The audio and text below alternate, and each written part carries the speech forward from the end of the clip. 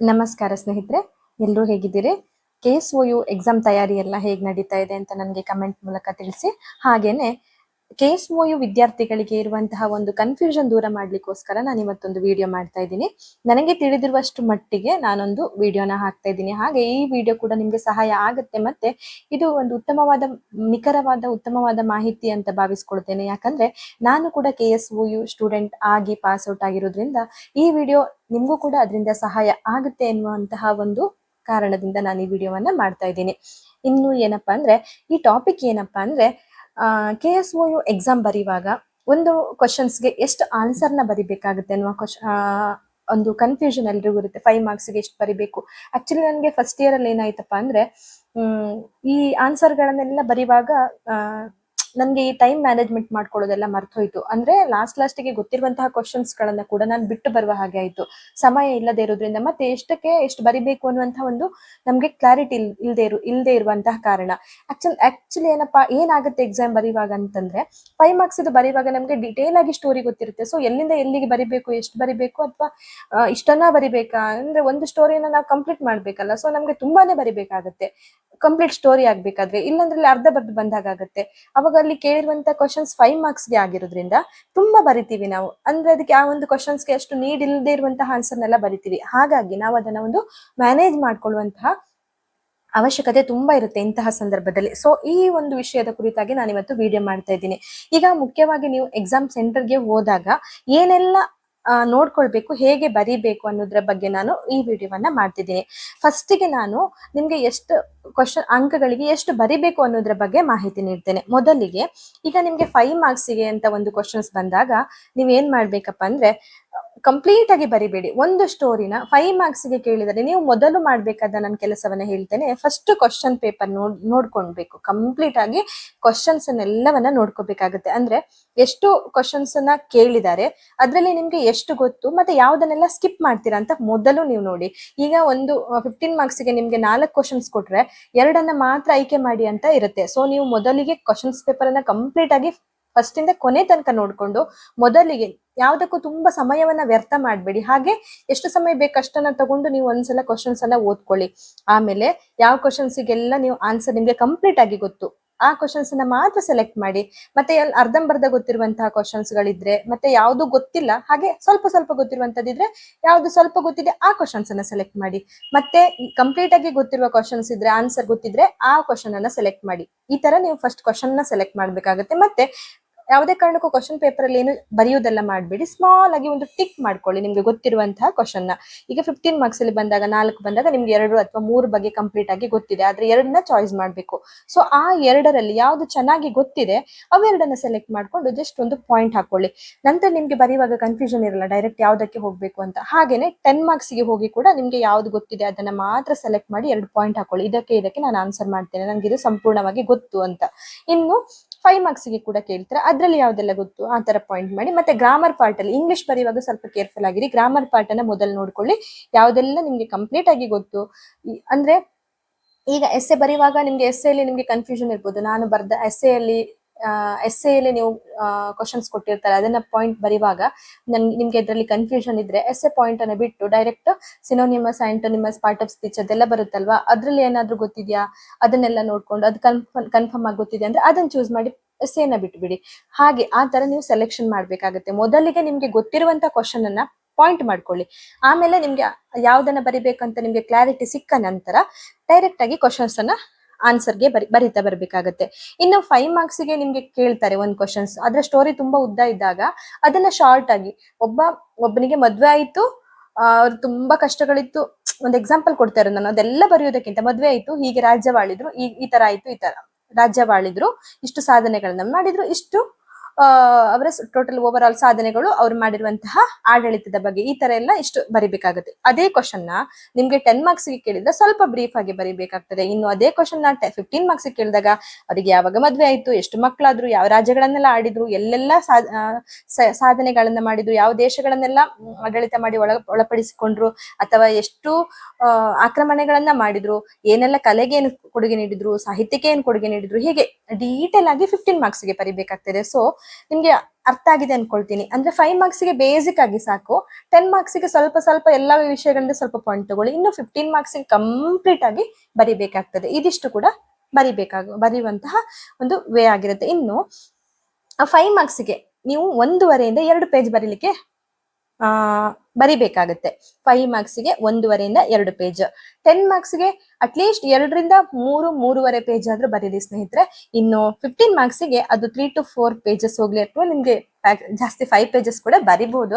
ಆದ್ರೆ ಖಂಡಿತ ನಿಮ್ಗೆ ಅಷ್ಟು ಬರೀಲಿಕ್ಕೆ ಸಮಯ ಸಿಗುವುದಿಲ್ಲ ಅಲ್ಲಿ. ಒಂದು ನೀವು ಸ್ಪೀಡ್ ಆಗಿ ಬರೆದಾಗ ನಿಮ್ಮ ಅಕ್ಷರಗಳು ಚೆನ್ನಾಗಿಲ್ಲದೆ ಇದ್ರೆ ಅದು ಕೂಡ ನೀವು ಅಷ್ಟು ಬರೆದ್ರು ಕೂಡ ಅದು ವರ್ತ್ ಇರಲ್ಲ. ನೀವು ಅದಕ್ಕಾಗಿ ನೀವು ಏನ್ ಮಾಡ್ಬೇಕಪ್ಪ ಅಂತಂದ್ರೆ, ಯಾವುದೇ ಎಕ್ಸಾಮ್ ಅಲ್ಲಿ ನೀವು ಬರೆಯುವಾಗ ಮೊದಲಿಗೆ ಪಾಯಿಂಟ್ ವೈಸ್ ಆಗಿ ಬರಿಬೇಕು. ಒಂದು ಕ್ವಶನ್ಸ್ ಯಾವ್ದು ಕೇಳ್ತಾರೆ ಆ ಕ್ವಶನ್ಸ್ ಗೆ ರಿಲೇಟೆಡ್ ಆಗಿ ಫಸ್ಟ್ ಪಾಯಿಂಟ್ ಇದ್ರೆ ಪಾಯಿಂಟ್ ಗಳನ್ನ ಬರೀರಿ ಸ್ನೇಹಿತರೆ. ಪಾಯಿಂಟ್ ಬರ್ದು ಅದಕ್ಕೊಂದು ಅಂಡರ್ಲೈನ್ ಮಾಡೋದು, ಬೇರೆ ಇಂಕಿಂದ, ಈಗ ಬ್ಲೂ ಇಂಕ್ ಅಲ್ಲಿ ಪಾಯಿಂಟ್ ಬರ್ದ್ರೆ ಅಂದ್ರೆ ಬ್ಲಾಕ್ ಇಂಕ್ ಅಲ್ಲಿ ಅಂಡರ್ಲೈನ್ ಮಾಡೋದು, ಅಥವಾ ಸೈಡ್ ಅಲ್ಲಿ ಸ್ಟಾರ್ ಗಳನ್ನ ಹಾಕುದು, ಈ ತರ ಎಲ್ಲ ಮಾಡಿ ಒಂದು ಅಟ್ರಾಕ್ಟಿವ್ ಆಗಿ ಒಂದು ಕ್ವಶನ್ಸ್ ನ ಬರಿಬೇಕು. ಮೊದಲಿಗೆ ಆ ಪಾಯಿಂಟ್ ಅನ್ನ ಕಂಪ್ಲೀಟ್ ಆಗಿ ಬರಿಬೇಕು, ಈಚ್ ಪಾಯಿಂಟ್ ಅನ್ನ ಬರಿಬೇಕು. ನಂತರ ಪಾಯಿಂಟ್ ವೈಸ್ ಆಗಿ ನೀವು ಅದನ್ನ ಎಕ್ಸ್ಪ್ಲೈನ್ ಮಾಡ್ತಾ ಹೋಗ್ಬೇಕು ಸ್ವಲ್ಪ ಸ್ವಲ್ಪನೇ. ಆ ತರ ನೀವು ಬರೆಯುವಾಗ ಇನ್ವ್ಯಾಜಿಲೇಟರ್ ಏನು ನಮ್ ಕರೆಕ್ಷನ್ ಮಾಡ್ತಾರಲ್ಲ ಅವರಿಗೂ ಕೂಡ ನಿಮ್ಮ ಒಂದು ಪ್ರಶ್ನೆ ಪತ್ರಿಕೆ ಮೇಲೆ ನಂಬಿಕೆ ಬರ್ತದೆ. ಈ ವಿದ್ಯಾರ್ಥಿ ಏನೋ ಒಂದು ಬರಿತಾ ಇದ್ದಾರೆ, ಅಥವಾ ರಿಲೇಟೆಡ್ ಆಗಿರ್ಬೇಕು ಆ ಪಾಯಿಂಟ್ ಕೂಡ, ಯಾವುದೋ ಸಂಬಂಧ ಇಲ್ಲದ ಅರ್ಥವಿಲ್ಲದ ವಿಷಯಗಳನ್ನ ಬರಿಬಾರ್ದು. ಪಾಯಿಂಟ್ ವೈಸ್ ಆಗಿ ನೀವು ಬರ್ದಾಗ ನಿಮ್ಗೆ ಇವನ್ ಸ್ವಲ್ಪ ಅಕ್ಷರಗಳನ್ನು ಗುಂಡಾಗಿ ಚೆನ್ನಾಗಿ ಸ್ವಲ್ಪ ಸ್ಪೇಸ್ ಗಳನ್ನ ಬಿಟ್ಟು ನೀಟಾಗಿ ಬರಿಬೇಕು. ಆಗ ನಿಮ್ಗೆ ಪೇಜಸ್ ಫಿಲ್ ಮಾಡ್ಲಿಕ್ಕೂ ಕೂಡ ಈಸಿ ಆಗ್ತದೆ, ಹಾಗೇನೆ ಬರೆಯೋದು ಕೂಡ ತುಂಬಾ ಸುಂದರವಾಗಿರ್ತದೆ. ಮತ್ತೆ ಯಾವುದೇ ಕಾರಣಕ್ಕೂ ಪಾಯಿಂಟ್ಗಳು ವಿದೌಟ್ ಸಿಲೆಬಸ್ ಇರಬಾರ್ದು. ವಿತ್ ಸಿಲೆಬಸ್ ಒಳಗಡೆ ಏನಿದೆ ಅದು ಮಾತ್ರ ಬರಿಬೇಕಾಗುತ್ತೆ. ಈಗ ನಿಮ್ಗೆ ಕ್ಲಿಯರ್ ಆಯ್ತು ಅನ್ಕೊಳ್ತೀನಿ. 5 ಮಾರ್ಕ್ಸ್ಗೆ 1.5ಇಂದ 2 ಪೇಜ್, 10 ಮಾರ್ಕ್ಗೆ 2ರಿಂದ 3.5 ಪೇಜ್. ಖಂಡಿತ ಇದು ಮ್ಯಾಕ್ಸಿಮಮ್ ನಾನು ನಿಮ್ಗೆ ಹೇಳಿರೋದು. ಅಷ್ಟು ಪೇಜ್ ಬರೀಲಿಕ್ಕೆ ಸಾಧ್ಯ ಆಗಲ್ಲ. ಅದಕ್ಕೆ ನಾನು ಹೇಳಿರೋದು ನಿಮ್ಗೆ ಗೊತ್ತಿರುವಂತದನ್ನ ಫಸ್ಟ್ ಪಾಯಿಂಟ್ ಮಾಡ್ಕೊಳ್ಳಿ. ಆವಾಗ ಬರೀಲಿಕ್ಕೆ ನಿಮ್ಗೆ ಸ್ಪೀಡ್ ಆಗಿ ಬರೀಲಿಕ್ಕೆ ಕೂಡ ಈಸಿ ಆಗ್ತದೆ. ಹಾಗೆ ಪಾಯಿಂಟ್ ವೈಸ್ ಆಗಿ ಬರೀರಿ. ಆಮೇಲೆ ಆ ಪಾಯಿಂಟ್ ಗಳನ್ನ ಎಕ್ಸ್ಪ್ಲೈನ್ ಮಾಡಿ. ಮೊದಲಿಗೆ ಸ್ವಲ್ಪ ಪೀಠಿಕೆಯನ್ನ ಕೊಡಿ, ನಂತರ ಕೊನೆಯಲ್ಲಿ ಒಂದು ಸಾರಾಂಶದ ರೀತಿ ಓವರ್ ಆಲ್ ಸಮ್ಮರಿಯನ್ನ ಬರೀರಿ. ಹೀಗೆಲ್ಲ ಬರೆದು ನಿಮ್ಗೆ ಎಕ್ಸಾಮ್ ಅಲ್ಲಿ ಮಾರ್ಕ್ಸ್ ತೆಗಿಲಿಕ್ಕೆ ಈಸಿ ಆಗ್ತದೆ. ಮತ್ತೆ ಕನ್ಫ್ಯೂಸ್ ಆಗ್ಬಿಡಿ 5 ಪೇಜ್ ಬರಿಬೇಕು ಅಂತ ಇನಿಶಿಯೇಟ್ ಮಾಡುವಾಗ್ಲೇನೆ ತುಂಬಾ ಗೀಚಿ ಬರಿತಾ ಹೋಗ್ಬೇಡಿ. ಆದಷ್ಟು ಅಕ್ಷರಗಳನ್ನ ಸುಂದರವಾಗಿ ಬರೀಲಿಕ್ಕೆ ಟ್ರೈ ಮಾಡಿ. ಸ್ವಲ್ಪ ದೂರ ಗ್ಯಾಪ್ ಬಿಟ್ಟು, ಇಲ್ಲ ಒಂದು ಲೈನ್ ಬಿಟ್ಟು, ಒಂದಾದ್ಮೇಲೆ ಒಂದಕ್ಕೆ ಲೈನ್ ಬಿಟ್ಟು ಎಲ್ಲ ಬರಿಬೇಕು. ಹಾಗೆ ಮುಖ್ಯವಾಗಿ ಮತ್ತೆ ಅದರಲ್ಲಿ ನೀವು ವಹಿಸಿಕೊಳ್ಬೇಕಾದ ವಿಷಯಗಳನ್ನ ಹೇಳುದಾದ್ರೆ ಪಾಯಿಂಟ್ ವೈಸ್ ಆಗಿ ನಾನು ಹೇಳ್ತೇನೆ. ಮೊದಲಿಗೆ ನೀವು ಕ್ವಶನ್ಸ್ ನ ರೀಡ್ ಮಾಡ್ಕೊಂಡು, ಈಗಾಗಲೇ ನಾನು ಹೇಳಿದ್ದೇನೆ, ಎಕ್ಸ್ಪ್ಲೇನ್ ಮಾಡಿದ್ದೀನಿ.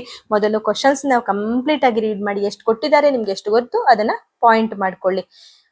ಯಾವ್ದೆಲ್ಲ ಕ್ವಶನ್ಸ್ ನ ಬರಿಬೇಕು ಪಾಯಿಂಟ್ ಮಾಡ್ಕೊಳ್ಳಿ. ಮತ್ತೆ ಇಲ್ಲ ನೀವು ಇನ್ನೂ ಒಂದು ವೇ ಮಾಡಬಹುದು, ಈಸಿ ಆಗಿರೋ ಕ್ವಶನ್ಸ್ ನ ಫಸ್ಟ್ ಬರೀರಿ. ನಂಗೆ ಟಫ್ ಇದೆ, ಸ್ವಲ್ಪ ಕಷ್ಟ ಆಗುತ್ತೆ ಅನ್ನೋದನ್ನ ಕೊನೆಯಲ್ಲಿ ಬರಿಬಹುದು. ಅಥವಾ ಯಾವುದೇ ಕಾರಣಕ್ಕೂ ಕ್ವಶನ್ಸ್ ಪೇಪರ್ ನ ನೀವು ನಂಬರ್ ವೈಸ್ ಅಲ್ಲಿ ಬರೆಯದೇ ಇದ್ದ ಪಕ್ಷದಲ್ಲಿ ದಯವಿಟ್ಟು ನೀವು ಆ ಪ್ರಶ್ನೆ ಪತ್ರಿಕೆಯ ಆ ಕ್ವಶನ್ ನ ನಂಬರ್ ಅನ್ನ ಮಾತ್ರ ಮಿಸ್ ಮಾಡಬೇಡಿ. ಅಥವಾ ಅದು ಯಾವ ಸೆಕ್ಷನ್, ಎ ಸೆಕ್ಷನ್ ಅಲ್ಲಿ ಕೊಟ್ಟಿದ್ದಾರೆ ಅಂದ್ರೆ ಎ ಸೆಕ್ಷನ್ ಅಲ್ಲಿ ಎಷ್ಟನೇ ಕ್ವಶನ್ಸ್, ಇನ್ ಕೇಸ್ ಅದು ನೀವು ಬಿ ಕ್ವಶನ್ಸ್ ನ ಕೊನೆಯಲ್ಲಿ ಬರಿತಾ ಇದ್ದೀರಾ ಅಂತಾದ್ರೆ ಬಿ ಸೆಕ್ಷನ್ ಅಂತ ಹಾಕ್ಬಿಟ್ಟು ಕ್ವೆಶನ್ ನಂಬರ್ ಅಂತ ಹಾಕ್ಬಿಟ್ಟು, ಆಮೇಲೆ ಅದು ಯಾವ್ದು 3ನೇ ಕ್ವಶನ್ಸ್ 2ನೇ ಕ್ವಶನ್ ಅಂತ ಒಂದು ಹೆಡ್ಲೈನ್ ಹಾಕಿ ಅಂಡರ್ಲೈನ್ ಮಾಡ್ಬಿಟ್ಟು, ಬೇಕಾದ್ರೆ ನೀವು ಅಲ್ಲಿ ಆ ಕ್ವಶನ್ ಗಳನ್ನ ಕೂಡ ಪುನಃ ರಿಪೀಟ್ ಮಾಡಿ ಬರೆದು ಅದಕ್ಕೆ ಆನ್ಸರ್ ಅನ್ನ ಬರೀರಿ ಸ್ನೇಹಿತರೆ. ಯಾಕಂದ್ರೆ ನೀವು ನಂಬರ್ ವೈಸ್ ಆಗಿ ಬರೆಯದೇ ಇದ್ದಾಗ ಇನ್ವ್ಯಾಜಿಲೇಟರ್ಗೆ ಕನ್ಫ್ಯೂಷನ್ ಆಗುತ್ತೆ, ಇದು ಯಾವ ಕ್ವಶನ್ಸ್ ಗೆ ಬರೀತಾ ಇದ್ದಾರೆ ಅಂತ.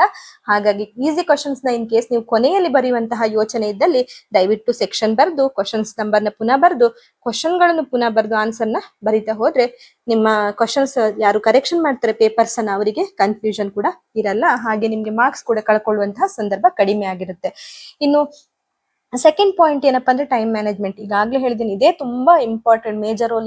ಏನಪ್ಪಾ ಅಂದ್ರೆ ಟೈಮ್ ಮ್ಯಾನೇಜ್ಮೆಂಟ್ ಮಾಡೋದು. ಅದಕ್ಕೆ 5 ಮಾರ್ಕ್ಸ್ಗೆ ನೀವು 10 ಮಾರ್ಕ್ಸ್ಗೆ ಬೇಕಾಗುವಷ್ಟು ಬರೆಯುವುದು, ಆಮೇಲೆ 10 ಮಾರ್ಕ್ಸ್ ಬರೀಲಿಕ್ಕೆ ಸಮಯ ಇಲ್ಲ ಇರುವುದು, 15 ಮಾರ್ಕ್ಸ್ ಕ್ವಶನ್ಸ್ ನ ಸ್ಕಿಪ್ ಮಾಡುವಂತ ಪರಿಸ್ಥಿತಿ ಎಲ್ಲ ಬರುತ್ತೆ. ಹಾಗಾಗಿ 5 ಮಾರ್ಕ್ಸ್ಗೆ ನಾನು ಇಷ್ಟು ಪೇಜ್ ಬರಿಬೇಕು ಅನ್ನೋದನ್ನ ಅಲ್ಲಿ ಟೈಮ್ ಮಾಡ್ಕೊಂಡು ಬೇಗ ಬರಿತು ಹೋಗಿ. ಇನ್ನೂ ಒಂದು ಸುಲಭದ, ನಿಮ್ಗೆ ತುಂಬಾ ನೀವು ಕಾನ್ಫಿಡೆಂಟ್ ಆಗಿದೆ, ಇನ್ನೂ ಒಂದು ವೇ ಹೇಳ್ತೀನಿ ನಾನು. ಏನಪ್ಪಾ ಅಂದ್ರೆ ನಾನೇನ್ ಯೂಸ್ ಮಾಡ್ತಿದ್ದೆ ಅಂತಂದ್ರೆ, ನನ್ಗೆ 5 ಮಾರ್ಕ್ಸ್ ಯಾವ್ದೆಲ್ಲ ಗೊತ್ತಿದೆ ಅದು ಕ್ವಶನ್ಸ್ ಬರಿತೀನಿ, ಅದಕ್ಕೆ ಇಷ್ಟು ಪೇಜ್ ಅಲ್ಲಿ ನಾನು ಫಿನಿಶ್ ಮಾಡ್ಬೇಕು ಅಂತ ಅಲ್ಲಿ ಒಂದಿಷ್ಟು ಪೇಜ್ ಬಿಟ್ಟು ನೆಕ್ಸ್ಟ್ ಸೆಕೆಂಡ್ ಕ್ವಶನ್ಸ್ಗೂ ಎಷ್ಟೆಷ್ಟು ಬೇಕಂತ ನಾನು ಫಸ್ಟಿಗೆ ಟೈಮ್ ಇಷ್ಟಿಷ್ಟು ಬರಿಬೇಕು ಅಂತ ಒಂದು ಪೇಜಸ್ ಬಿಟ್ಟಿರ್ತೀನಿ. ನಂತರ ಈಸಿ ಇರುವುದಕ್ಕೋಸ್ಕರ ಈಸಿ ಇರುವಂತದನ್ನ ಬೇಗ ನಾನು ಎಷ್ಟು ಬ್ಲಾಕ್ ಹಾಕಿರ್ತೀನಲ್ಲ, ಎಷ್ಟು ಜಾಗ ಬಿಟ್ಟಿರ್ತೀನಲ್ಲ ಅಷ್ಟ್ರೊಳಗಡೆನೆ ಫಸ್ಟ್ ಅದಿಷ್ಟು ಆನ್ಸರ್ನ ಬರಿತೀನಿ.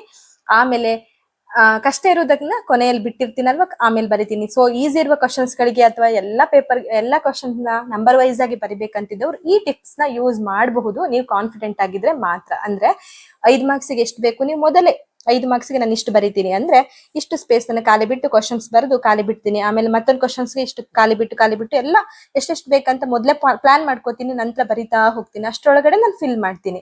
ಹಾಗೆ ಆಗ ನಿಮ್ಗೆ ಟೈಮ್ ಮ್ಯಾನೇಜ್ಮೆಂಟ್ ಅಂದ್ರೆ ಇಷ್ಟನ್ನೇ ಬರಿಬೇಕು, ಇಷ್ಟರೊಳಗಡೆ ಬರಿಬೇಕು ಅನ್ನುವಂಥದ್ದು ಮೈಂಡ್ ಅಲ್ಲಿ ಸ್ವಲ್ಪ ಫಿಕ್ಸ್ ಆಗಿರುತ್ತೆ. ಇದು ಎಲ್ರಿಗೂ ಯೂಸ್ ಆಗಲ್ಲ. ನಿಮ್ಗೆ ಕನ್ಫ್ಯೂಷನ್ ಇದ್ದವರೆಲ್ಲ ಇದನ್ನ ಮಾಡಕ್ ಹೋಗ್ಬೇಡಿ. ಬಟ್ ನನ್ಗೆ ಇದು ವರ್ಕ್ ಆಗಿದೆ, ನಾನು ಇದೇ ತರನೇ ಬರಿತಾ ಇದ್ದೆ. ಸೊ ನನ್ನ ಟೈಮ್ ಮ್ಯಾನೇಜ್ ಆಗ್ತಿತ್ತು. ಇದು ಸೆಕೆಂಡ್ ಇಯರ್ ಅಲ್ಲಿ, ಯಾಕಂದ್ರೆ ಫಸ್ಟ್ ಇಯರ್ ನನ್ಗೆ ಕನ್ಫ್ಯೂಷನ್ ಇದ್ರಿಂದ ನನಗೆ ಒಂದು ಐಡಿಯಾ ಸಿಕ್ಕಿ ಸೆಕೆಂಡ್ ಇಯರ್ ಫೈನಲ್ ಇಯರ್ ಅಲ್ಲಿ ಅದೇ ತರ ನಾನು ಮಾಡ್ಕೊಳ್ತಾ ಹೋದೆ. ಇದೊಂದು ಟಿಪ್ಸ್ ಆಯ್ತು. ಇನ್ನು ಅದೇ ಯಾವಾಗ್ಲೂ ನೀವು ಬರೆದಿರುವಂತಹದ್ದು ಇನ್ವಿಜಿಲೇಟರ್ನ ಅಟ್ರಾಕ್ಟ್ ಮಾಡ್ಬೇಕು. ಅದಕ್ಕಾಗಿ ನೀವು ಪಾಯಿಂಟ್ ವೈಸ್ ಬರಿಬೇಕು. ಆಮೇಲೆ ಫಸ್ಟ್ ಪೀಟಿಕೆ, ನಂತರ ಪಾಯಿಂಟ್, ಆಮೇಲೆ ಪಾಯಿಂಟ್ ಎಕ್ಸ್ಪ್ಲನೇಷನ್, ನಂತರ ಒಂದು ಸಾರಾಂಶವನ್ನ ಬರಿಬೇಕಾಗುತ್ತೆ.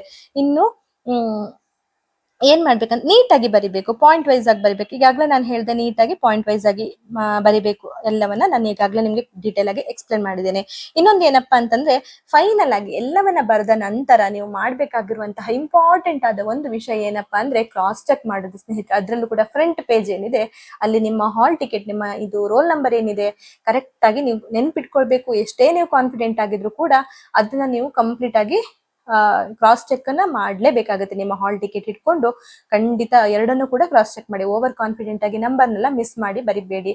ಹಾಗೇನೆ ಸಬ್ಜೆಕ್ಟ್, ಡೇಟ್, ಮತ್ತೆ ಯಾವ ಇಯರ್ ಅಲ್ಲಿ ಓದ್ತಾ ಇದ್ರೆ, ಯಾವ ಸೈಕಲ್ ಅಂತ ನಿಮ್ಗೆ ಎಲ್ಲಿ ಆಪ್ಷನ್ ಕೊಟ್ಟಿದ್ರೆ ಬ್ಲಾಕ್ ಅಲ್ಲಿ, ಅದನ್ನೆಲ್ಲವನ್ನ ಕೂಡ ಕಂಪ್ಲೀಟ್ ಆಗಿ ನೀಟಾಗಿ ಬರೀರಿ. ಮತ್ತೆ ನೀವು ಎಲ್ಲಿ ಸೈನ್ ಮಾಡ್ಬೇಕು, ನಿಮ್ಮ ಸೈನ್ ಎಲ್ಲಿದೆ ಅಲ್ಲಿ ಮಾಡ್ಬೇಕು. ಹಾಗೇನೆ ನಿಮ್ದು ಕ್ಲಾಸ್ ಅಲ್ಲಿ ಇದು ರೂಮ್ ಅಲ್ಲಿ ಎಕ್ಸಾಮ್ ಸೆಂಟರ್ ನಿಮ್ಗೆ ಕ್ಲಾಸ್ ರೂಮ್ ಅಲ್ಲಿ ಒಬ್ಬೊಬ್ರು ಇನ್ವಿಜಿಲೇಟರ್ ಏನು ನೋಡ್ಕೊಳ್ಲಿಕ್ಕೆ ಇರ್ತಾರೆ ನೋಡಿ, ಅವರು ಕೂಡ ಅಲ್ಲಿ ಸೈನ್ ಮಾಡಿದಾರ ಅಂತ ಮೇಕ್ ಶ್ಯೂರ್ ಚೆಕ್ ಮಾಡ್ಕೊಳ್ಳಿ. ಹಾಗೇನೆ ಎಲ್ಲವನ್ನ ರಿಪೀಟೆಡ್ ಆಗಿ ಪ್ರಶ್ನೆ ಪತ್ರಿಕೆ ನಂಬರ್ ಬರ್ದಿದ್ದೀರಾ, ಆ ಕ್ವಶನ್ಸ್ಗೆ ಆ ನಂಬರ್ ಸರಿಯಾಗಿದ್ಯಾ, ಆ ಕ್ವಶನ್ಸ್ಗೆ ಕೊಟ್ಟಿರುವಂತ ನಂಬರ್ ಮತ್ತೆ ನೀವು ಬರ್ದಿರುವ ಆನ್ಸರ್ ಸರಿಯಾಗಿದ್ಯಾ, ಎಲ್ಲ ಪೇಜ್ ಎಡಿಷನಲ್ ಶೀಟ್ ಏನು ಬರಲ್ಲ, ಅದೊಂದು ಬುಕ್ಲೆಟ್ ಟೈಪ್ ಬರೋದು. ಹಾಗಾಗಿ ಎಡಿಷನಲ್ ಎಲ್ಲ ಮಿಸ್ ಆಗೋ ಪರಿಸ್ಥಿತಿ ಏನಿರಲ್ಲ. ಬಟ್ ಆ ಕ್ವಶನ್ಸ್ಗೆ ಆ ನಂಬರ್ ಕರೆಕ್ಟ್ ಆಗಿ ಮ್ಯಾಚ್ ಆಗ್ತಿದ್ಯಾ, ಇನ್ ಕೇಸ್ ಫಸ್ಟ್ ಕ್ವಶನ್ಸ್ ನ ಲಾಸ್ಟ್ ಬರ್ದ್ರೆ ಆ ನಂಬರ್ ಎಲ್ಲ ಸರಿಯಾಗಿ ಬರ್ದಿದ್ದೀರಾ, ಇದೆಲ್ಲವನ್ನ ನೀವು ಕ್ರಾಸ್ ಚೆಕ್ ಮಾಡ್ಬೇಕು ಲಾಸ್ಟ್ಗೆ. ಅದಕ್ಕೆ ಕೊನೆಯ ಕ್ಷಣದಲ್ಲೂ ಕೂಡ ಬರಿತಾ ಹೋದ್ರೆ ನಿಮ್ಗೆ ಅದನ್ನೆಲ್ಲ ಚೆಕ್ ಮಾಡ್ಲಿಕ್ಕೆ ಸಮಯ ಇರುವುದಿಲ್ಲ. ಅಟ್ಲೀಸ್ಟ್ ಕೊನೆಗೆ ಒಂದು 10 ಮಿನಿಟ್ಸ್ ಆದ್ರೂ ನೀವು ಇದನ್ನೆಲ್ಲ ಚೆಕ್ ಮಾಡ್ಕೊಳ್ಳಿಕ್ಕೆ ಇಟ್ಕೊಳ್ಳೇಬೇಕಾಗುತ್ತೆ.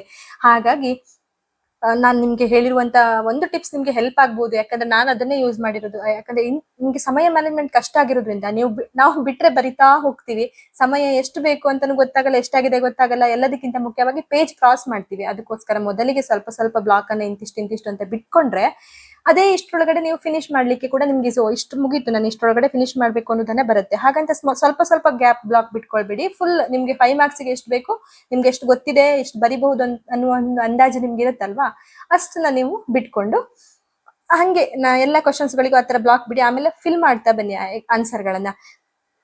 ಹಾಗೆ ಯಾವುದೇ ಕಾರಣಕ್ಕೂ ನಿಮ್ಗೆ ಗೊತ್ತಿರುವಂತ, ಈಗ ಬುಕ್ ಅಲ್ಲಿ ಕೊಟ್ಟಿದ್ದಾರೆ ಅಂದ್ರೆ ಪುಸ್ತಕದ ಬದನೆಕಾಯಿ ಅಂತ ಅದನ್ನೇ ಅಲ್ಲಿ ಕಾಪಿ ಮಾಡೋದು ಏನು ಬೇಡ. ಈಗ ನಿಮ್ಗೆ ಒಂದು ಸಂವಿಧಾನದ ಬಗ್ಗೆ ಕೊಡ್ತಾರೆ ಅಂದ್ರೆ ಪುಸ್ತಕದಲ್ಲಿ ಏನ್ ಕೊಟ್ಟಿದ್ದಾರೆ ಸಂವಿಧಾನದ್ದು ಅಷ್ಟನ್ನೇ ಬರಿಬೇಕು ಅನ್ನೋದು ತಲೆಯಲ್ಲಿ ಇಟ್ಕೊಳ್ಬೇಡಿ.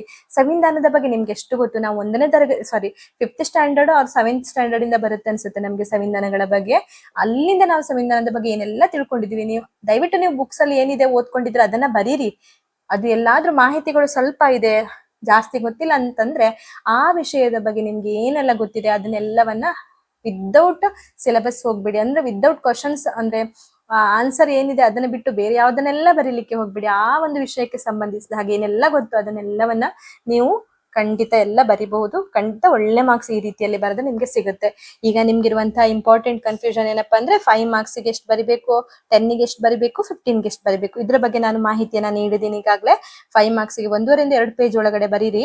10 ಮಾರ್ಕ್ಸ್ಗೆ 2.5 3 ಪೇಜ್, 3.5 ಕ್ರಾಸ್ ಆದ್ರೂ ಪರವಾಗಿಲ್ಲ. ಇನ್ನು 15ಗೆ 3 to 4 ಪೇಜಸ್ ಬರಿಬೇಕು. ಇದೊಂದು ಮ್ಯಾಕ್ಸಿಮಮ್ ಬರಿಬೇಕು.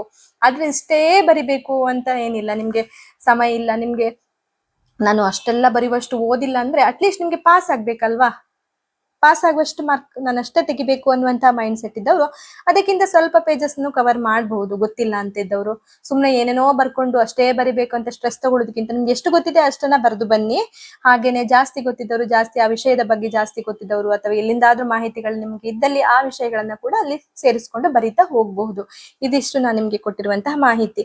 ಇದಕ್ಕೆ ಯಾವುದೇ ಒಂದು ಇಷ್ಟೇ ಬರಿಬೇಕು ಅಂತ ಯಾರು ಕೂಡ ಹೇಳಲ್ಲ. ಅಂದ್ರೆ ಎಲ್ಲರೂ ಕೂಡ ನೀವು ಕಾಲೇಜ್ಗೆ ಫೋನ್ ಮಾಡಿ ಕೇಳಿದ್ರು ಕೂಡ ನಿಮ್ಗೆ ಇಷ್ಟಿಷ್ಟು ಬರೀರಿ ಅಂತ ಹೇಳ್ತಾರೆ. ಅಂದ್ರೆ ಯಾವುದಕ್ಕೆ ಕೂಡ ಒಂದು ಇದಿಲ್ಲ, ಏನ್ ಹೇಳ್ತಾರೆ, ಅಷ್ಟೇ ಬರಿಬೇಕು ಅಂತ ರೂಲ್ಸ್ ರೆಗ್ಯುಲೇಷನ್ ಇಲ್ಲ. ಇದು 5 ಮಾರ್ಕ್ಸ್ಗೆ ಇಷ್ಟು ಪೇಜ್ ಅಂದ್ರೆ ಇಷ್ಟೇ ಬರಿಬೇಕು, ಅಷ್ಟು ಬರ್ದ್ರೆ ಮಾತ್ರ ನಾವು ಮಾರ್ಕ್ಸ್ ಕೊಡ್ತೀವಿ, ಪಾಸ್ ಮಾಡ್ತೀವಿ ಅಂತ ಯಾವ್ದು ಇಲ್ಲ. ಈಗ ನೀವು ಸ್ವಲ್ಪ ಬರ್ದ್ರೆ, ಈಗ 10 ಮಾರ್ಕ್ಸ್ ಅಲ್ಲಿ ನಿಮ್ಗೆ ಅಟ್ಲೀಸ್ಟ್ ಒಂದು 8, 7 ಆದ್ರೂ ಸಿಗುತ್ತಲ್ವಾ ನಿಮ್ಗೆ, ಆ ತರ ಒಂದು ಹೆಲ್ಪ್ ಆಗುತ್ತೆ. ಆ ಒಂದು ಕಾರಣದಿಂದ ಈ ವಿಡಿಯೋ ಮಾಡಿದ್ದು. ಇದು ಯಾವುದೇ ಕಾರಣಕ್ಕೂ ಒಂದು ಇದಕ್ಕೆ ಒಂದು ಯಾವ್ದು ಮಾಪನಗಳನ್ನ ಇಟ್ಕೊಂಡು ನಾನು ವಿಡಿಯೋವನ್ನ ಮಾಡ್ತಾ ಇಲ್ಲ. ಒಂದು ಅಟ್ಲೀಸ್ಟ್ ಇಷ್ಟು ಬರ್ದ್ರೆ ನಿಮ್ಗೆ ಪಾಸ್ ಆಗ್ಲಿಕ್ಕೆ ಸಾಕು ಅಂತ ನಾನು ಹೇಳುದು.